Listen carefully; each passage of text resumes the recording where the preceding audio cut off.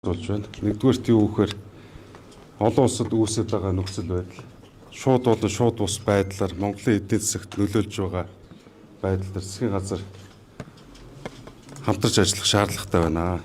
Ялангуяа үндэсний сөрөн төсвөрлөгч чадамжийн хүрээнд шадар сайдын чигүүргээр ажиллах нь зүйтэй юм байна. За та ингээд хамтарч ажиллаач. За хоёрдугаарт ерөнхий сайд учрал чөлөөлийг их уран дор дөрвөн нийгмийн эдийн засгийн үндсэн чиглэл барьж байгаа юм байна.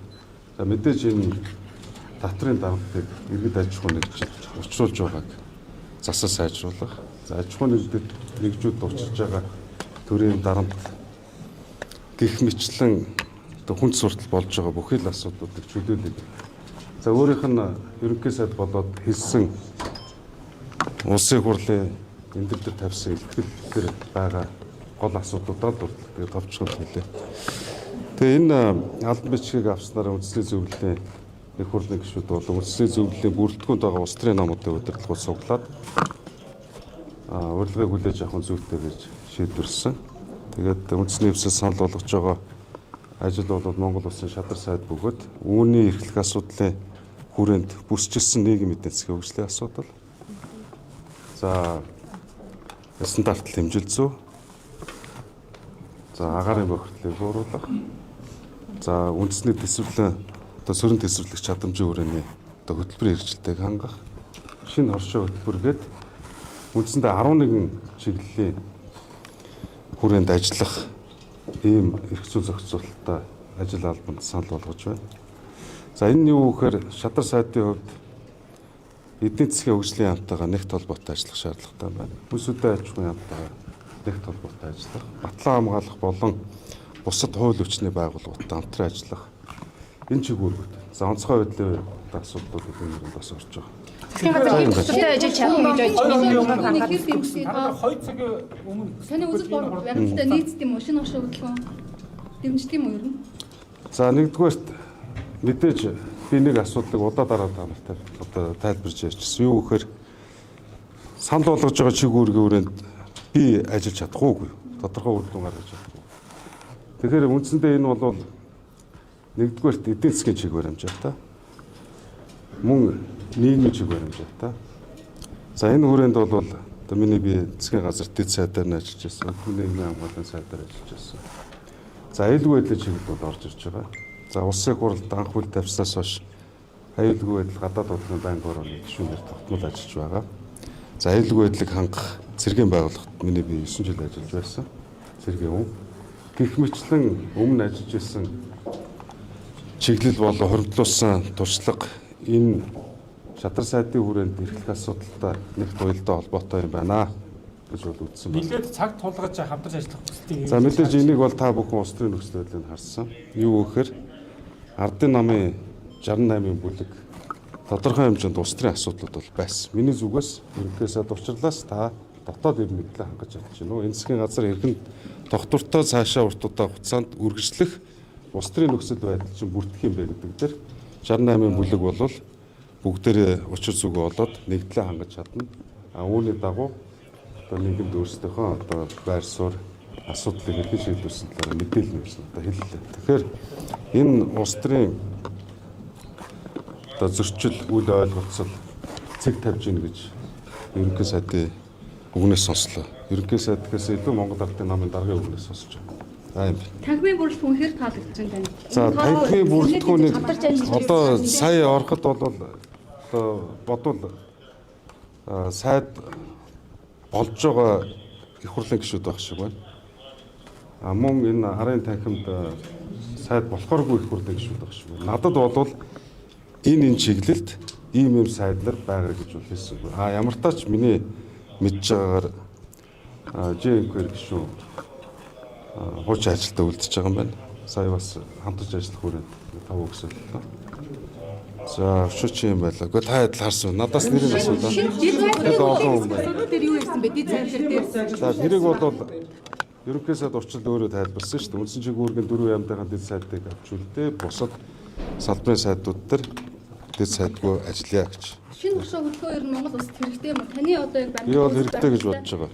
За мэдээж шинэ оршоо Мөнгөн зарцуулалт нь үр холбоотой маш олон асуултыг их хурлын гишүүч уулын дээр тавьж энэ дээр би өөрийнхөө байшрыг илэрхийлээд байна. Энэ шинэ хоршоо хөтөлбөр хэрэгжих ёстой алдаа дутагдал байгаа бол үнийг засаж илүү сайжруулах. онцгой байдлын яваад пагштай яаж анхаарч ажиллах вэ? Баригдгүй нэг барилгын 15 жил. Энэ онцгой алдаа холбоотой хоёр том асуудал байна. Нэгдүгээрт онцгой албаныхаа чиг үүргийг хэрэгжүүлэхэд шаардлагатай техник хэрэгсэл, хувц сунар, багаж хэрэгсэл энэний санхүүжилт нэн чухал. Хоёрдугаарт юу гэхээр онцгой байдлын албаа гэж тийм даатгал болон ар нийгмийн асуудал чухал гэж харсан. Ихэнх нь надаглаад орон сууцгүй. Амь эрсдэг бусдын амийг аврах гэж өөрсдөө амиа эрсдэлд оруулдаг. Даатгалын тогтолцоог бол би маш сул гэж шаарддаг. Ардын нам дотроо талхилцэг татгалж байгаад одоо эвлэрч чинь гэж ойлгож болох уу? Талууд сайдуудаа томилсон гэж. Монгол Ардын намын дарга учрлын надад хэлснээр бол энэ асуудал төр бол 100% сэг тавигдж байгаа юм байна. Эвлэрсэн гэсэн. Би бол тэгж итгэж байна. Тэр доктортой ажиллах бол Тэгээ мэдээж энэ доктортой байдлын суурь нь өөрөө дотоод зөрчилдөө цэг тавиад эвлэрхэн чухал биш үү? За хөлийн дараа бямц дээр юу яг юу вэ? таны найз баяртай байна. За тэгвэл ер нь жоохон асуултаа жоохон бодож асуувал яадаг. Эсвэл буу алах гэдэг юм уу, нарих гэдэг юм уу Харин надад. таны найз бид нар мэдчихэж байгаа. Үгүй Бямцогт их хурлын даргатаа 12 оны улсын их хурл Монгол Ардын нам ялагдаж тухайн үед бүлгийн даргаар Бямцог шүү. Миний бидэд даргаар нь ажиллаж байсан. Тэгэхээр 3 жил гар нээж байсан. Үүний үр дүнд Монгол Ардын нам 2016 оны улсын хурлын сонгуулиар 65 суудлаа болж байсан. Гэх мэтлэн битээрт улс төрийн хүүхдүүхээс өхвөл гар нийлжсэн ч асуудлууд бий. Зарим асуудал дээр зөрчилж ирсэн ч асуудлууд бий. Ер нь бол би хувьдаа том боломжийн хүн их хурлын дарга боллоо гэж бодож байна. Гэхдээ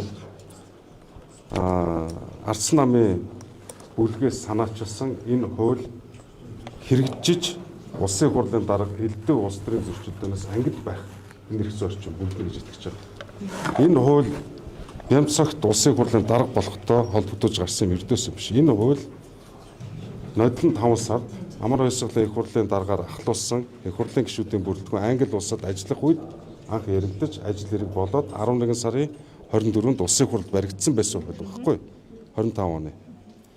Харамсалтай нь үеийн их хурлын дарга нар намын гишүүнчлээс түтгэцэх асуудал хөндөгжсэн учраас энийг хэрэгжүүлэх хүсэл эрмэлзэл төдийлөн байгаагүй. Болж игэл дараагийн их хурлын даргын үед хэрэгжүүлэх юм л эрмэлзэлтэй байсан. Энэ нь өнөөдөр Бямцогт их хурлын дарга болсноор хэрэгжиж эхэлж. Тэгээ өөрөө өнөөдөр өглөөний төрийн байгуулалтын байнгын уралд энэ хуулийн үзэл санаа үзэл баримтлал хуулийн зохицуултыг бол бүрэн дэмжиж байгаа илэрхийлсэн байна. Уучлаарай би ердөөсөө ажилдаа хайн гандаг. За нийслэлийн хотын даргыг тэгвэл иргэдэн сонгодог болох нийтх нь өөрөө бас одоо хотын дарга нь өөрөө намаасаа татгалздаг болох ёстой юу?